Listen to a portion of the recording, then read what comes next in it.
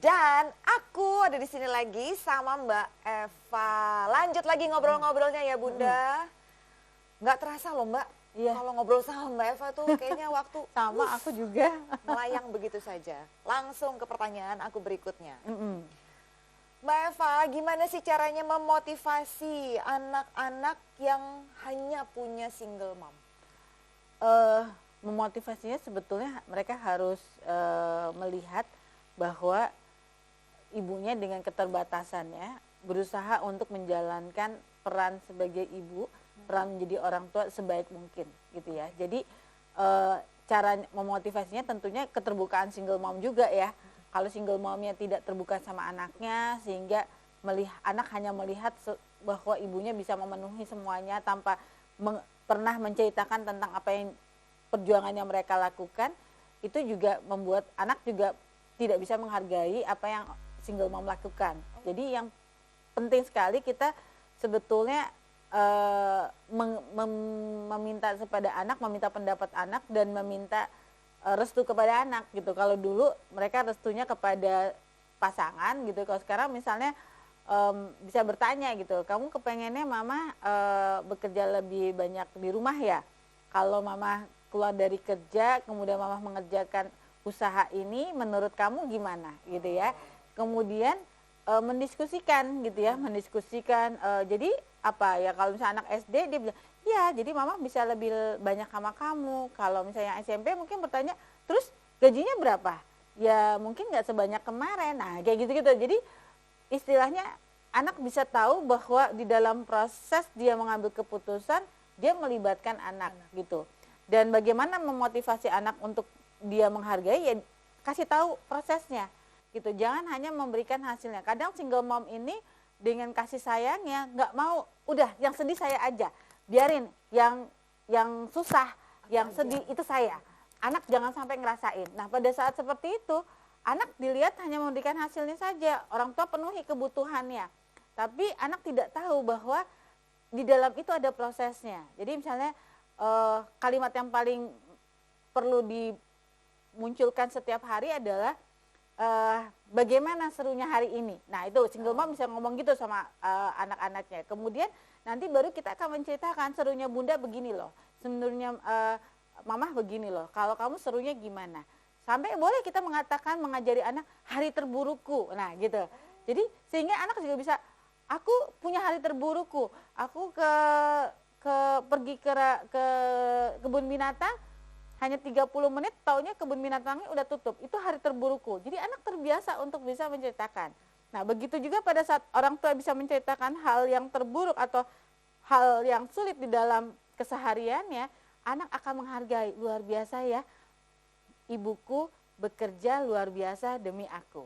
Nah, itu yang paling penting. Nah, dengan seperti itu anak akan, bunda tinggal, jadi kalau bunda udah melakukan ini semua, kira-kira apa yang bisa kamu lakukan? Nah gitu. Jadi nanti anak akan bilang, oke, aku, bunda mau apa? Bunda pengen aku apa? Nah, jadi memotivasinya dengan apa? Dengan kita terbuka dulu kepada anak, sehingga anak juga akan terbuka dan tahu apa yang mereka mesti capai. Gitu. Jadi penting sekali keterbukaan. Bukannya kita jadi curhat sama anak dan membebani anak, enggak. Tapi porsinya adalah bagian yang membuat anak tahu bahwa kita ini butuh proses. Tapi juga jangan sampai ngomel juga, bunda nih udah capek ngurusin semuanya sendiri, tapi kamu gak gini. Nah, itu anak akan gila, siapa yang minta? Karena kondisinya bisa begitu, begitu. Dan itu membuat anak merasa tertekan. Karena kan sebagai single mom itu yang paling berat adalah apa? Mereka memikirkan kebutuhan finansial, mereka tidak punya teman diskusi gitu ya, mereka menghabiskan waktu untuk keluarga dan mereka mungkin sangat selektif terhadap lingkungan sosial yang mereka pilih. Dan paling sedih kalau dia nggak punya sahabat atau teman receh yang tahu bagaimana dia, ya itu beratnya. Jadi artinya kalau misalnya dia bisa membuka diri sebagian kepada anak bahwa ada proses yang dia lakukan dan melibatkan anak di dalam pengambilan keputusan dengan cara kesederhanaan anak akan merasa dihargai. Sehingga pada saat anak didengarkan, artinya kan gini, anak didengarkan, anak akan merasa bahwa bundaku aja mendengarkan aku juga akan mendengarkan bunda. Gitu. Jadi ada hubungan timbal balik secara batin maupun prakteknya ya, Iya. antara bunda sama anaknya. Mm-mm. Jangan pernah merasa sendirian loh bunda. Sumber kekuatan bunda tuh ya anak-anaknya bunda itu. Oke, next question mbak. Gimana dong caranya single mom nih membagi waktu antara urusan rumah tangga dan kehidupan sosialnya? Misalnya ya pengen hangout juga gitu sama teman-temannya. Ya, Gitu. kembali lagi tadi single mom itu dengan keterbatasan waktu yang ada gitu ya.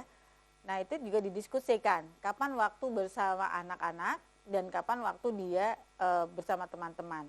Dan itu terbuka. Jadi hindari adalah single mom tuh hindari untuk membohongi anak, mencuri-curi waktu anak, mencuri-curi waktu untuk bisa bersama teman-teman. Karena anak pada saat dibohongin dia akan balik marah sekali. Dan kasus-kasus yang terjadi seperti itu. Aku dilarang, padahal aku tahu bunda juga jalan-jalan misalnya kayak gitu-gitu.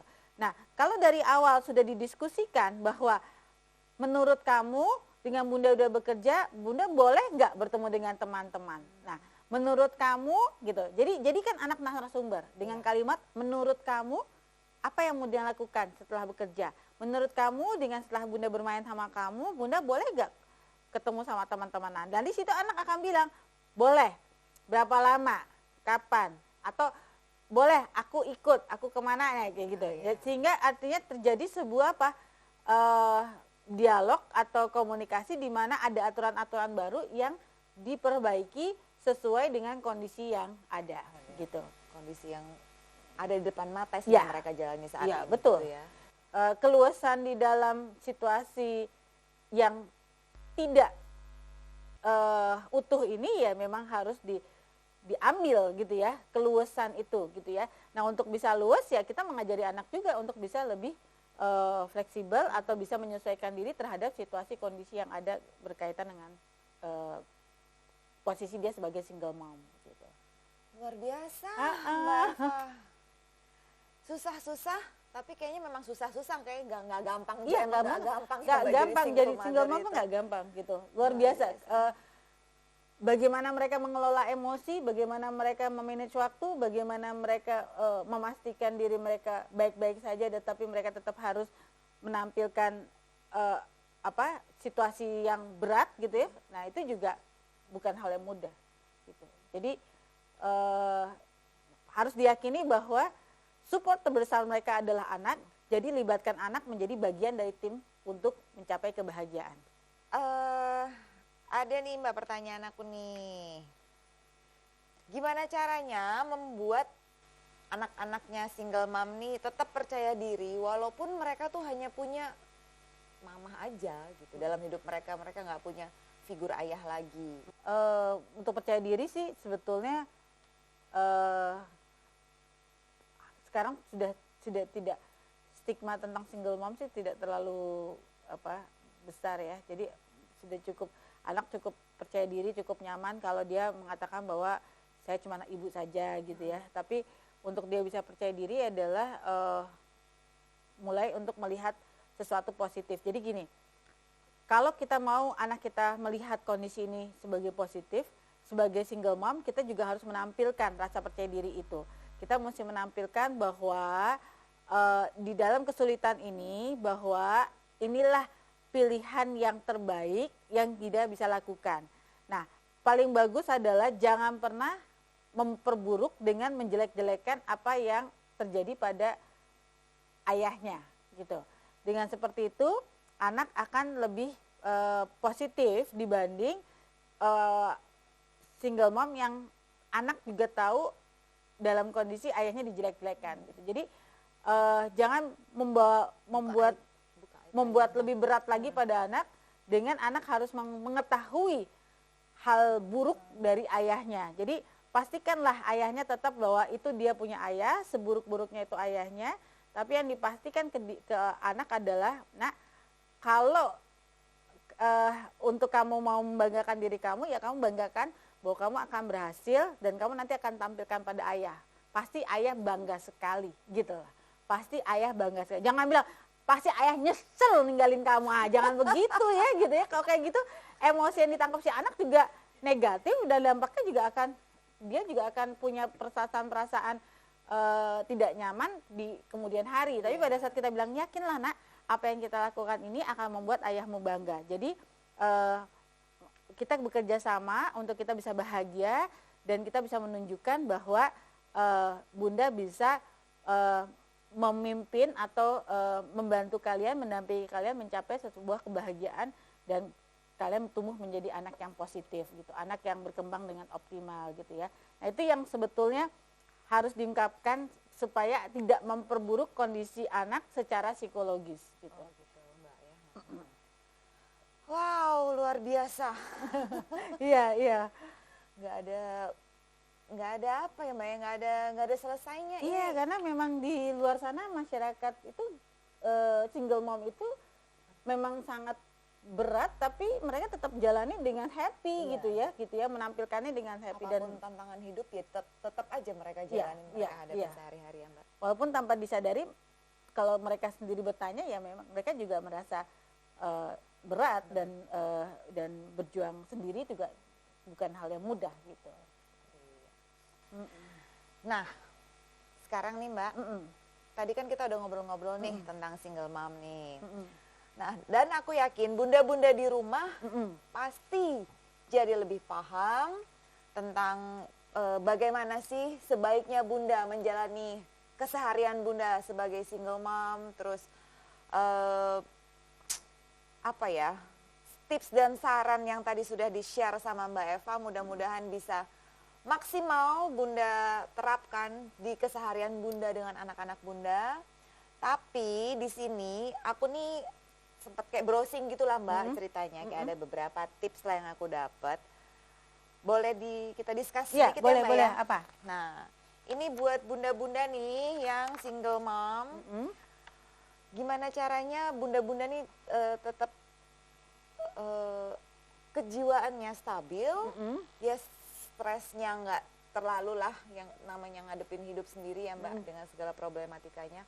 Boleh nggak sih bunda-bunda nih punya quiet time, me time lah istilahnya? Boleh banget gitu. Nah, me time-nya atau buat bunda-bunda tuh yang pertama adalah single mom itu harus olahraga gitu. Satu, single mom tuh harus olahraga. Jadi kalaupun ada me time-nya itu memang melibatkan olahraga. Kenapa olahraga? Karena olahraga itu akan mengeluarkan hormon yang disebut dengan hormon cinta gitu ya. Hormon oksitoksin, hormon yang memberikan kebahagiaan. Makanya lihat deh, kalau orang olahraga tuh mukanya tuh seger dan penuh cinta gitu ya. Jadi, nah olahraga, kenapa dia butuh? Karena dia sudah ibaratnya tubuh itu dia tuh sudah banyak memberi buat anak, perhatian segala macam. Nah dia perlu memproduksi bahagia. Single mom yang dengan olahraga akan memunculkan apa? Perasaan bahagia yang sama seperti pada saat dia mendapatkan pelukan dari pasangannya, pada saat dia memiliki suami gitu ya, pelukan gitu ya, perasaan. Nah itu keluar tuh hormon yang disebut oksitosin, yang hormon bahagia. Nah itu dia butuhkan buat apa? Buat dia punya baterai untuk dia membahagiakan diri dia sendiri. Nah sering sekali single mom sibuk sama kerjaannya, abai sama olahraga, padahal olahraga dibutuhkan untuk dia memiliki apa? Produksi baterai sendiri, memproduksi bahagianya. Nah, produksi bahagia dibutuhkan buat apa? Buat dia bagi lagi buat anaknya. Sehingga tidak mengalami yang disebut dengan burnout atau benar-benar merasa apa? Depresi, kelelahan, mengurus semuanya sendiri. Jadi artinya si bunda itu perlu olahraga. Yang kedua adalah bunda dibutuhkan apa? Bunda perlu punya teman receh, teman yang sebetulnya tidak menghakimi, teman yang hanya mendengarkan dan membuat ketawa. Karena ketawa itu akan memberikan apa? Terapi ketawa adalah memberikan dia juga kesehatannya juga ya. Nah, hindari pertemanan yang bikin toksin gitu kan ya, bikin racun. Betul. Jadi Setuju. bikin me time-nya tuh benar-benar kualitas, ada olahraga, ketemu teman yang bikin ketawa, tidak ada beban gitu ya. Kemudian adalah ketiga adalah membentuk pola hidup yang sehat. Artinya pola hidup yang sehat itu apa? Makanan-makanan yang membuat dia tetap berenergi dan segar, sehat gitu.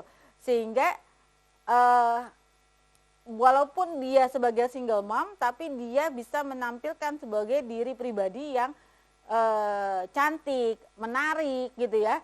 Kemudian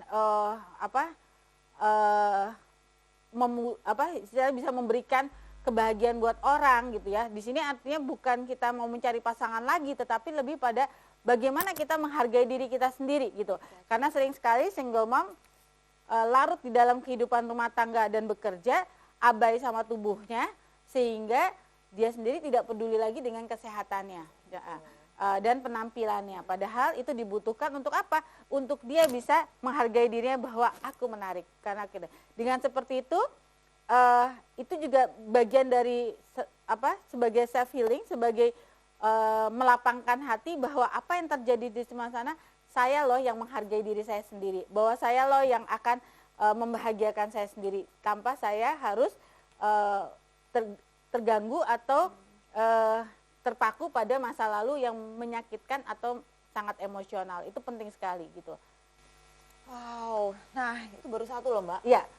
Tadi quiet time itu, me time. Nah kan aku jadi tumpang tindih. Itu tadi me time ya Mbak ya. Waktu tenang untuk sendiri. Boleh nggak Bunda punya waktu tenang yang nggak diganggu sama anak-anak satu hari aja gitu? Nggak apa ya? Ya waktu sendiri, waktu tenang aja. Ya itu sangat tergantung ya. Kayaknya sih sangat tergantung oleh individunya. Ada individu yang nyaman kalau dia butuh waktu untuk sendiri. Ada individu yang sebetulnya tidak menghindar sendiri. Oh. Jadi gini, kalau kehidupan karakter single mom yang rame, single mom yang ekspresif, single mom yang kesehariannya itu bertemu dengan orang, dia perlu waktu untuk sendiri. Sedangkan pada single mom yang terbiasa mengerjakan sendiri, kemudian terbiasa tidak berhubungan dengan orang lain, dia perlu keluar. Gitu. Kalau perlu olahraganya yang lebih energik, misalnya Zumba. Tapi tadi single mom yang orangnya ekspresif, yang energik, yang emosional, yang dia butuhkan olahraganya nanti yoga gitu. Jadi artinya kapan orang itu sendiri, kapan dia harus tampil itu sangat tergantung dari karakteristiknya. Jangan sampai nanti kebiasaan itu membuat dia menjadi merenung, terpaku, ingat lagi pada kejadian-kejadian dan pengalaman di masa lalu gitu, yang emosional gitu. Benar juga. Nah nih sebelum aku closing, satu lagi terakhir nih tipsnya ya Mbak ya. Konsisten dengan jadwal tidur, setuju ya? Setuju gitu. Jadi saya rasa sih bukan hanya single mom ya kalau kayak gitu ya. Semuanya ya Mbak? Iya, cuma mungkin single mom punya problem karena kita perempuan, dan perempuan itu paling seneng sama sosial media karena ngerasa punya temen. Jadi mereka sering buka-buka gitu ya, chat sebelum tidur gitu. Nah itu tidak terlalu sehat, lebih sehat ketemu langsung, teman receh dan ketawa langsung. Oke. Gitu. Jadi penting atur waktu tuh ya karena sehariannya dia sibuk ya, dia tentunya butuh waktu untuk tertib ya terhadap waktu tidurnya gitu. Nah jadi itu tadi 3 tips terakhir untuk penutup pertemuan kita hari ini di program persembahan untuk bunda-bundaku tersayang. Iya. Sabar ya, tunggu aku di episode berikutnya. Kita akan ketemu lagi dan membahas topik yang lebih seru lagi, bunda-bunda. Ya. Bunda cerdas, keluarga bahagia. Tunggu aku terus di program persembahan untuk Bunda. Bye.